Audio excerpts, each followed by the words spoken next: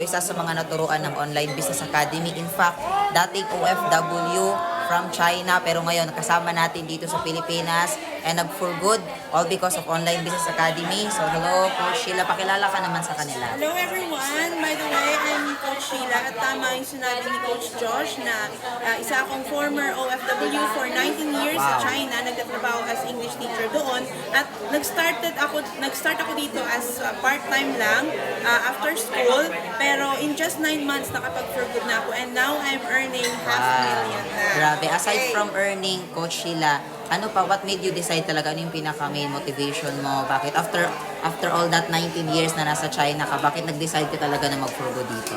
Kasi alam ko na hindi naman tayo kailangan tumanda sa China at ayoko na mas tumagal pa doon kasi marami na akong mga events, mga holidays, mga kung ano-ano pa, mga reunions ng family at syempre tumatanda na tayo.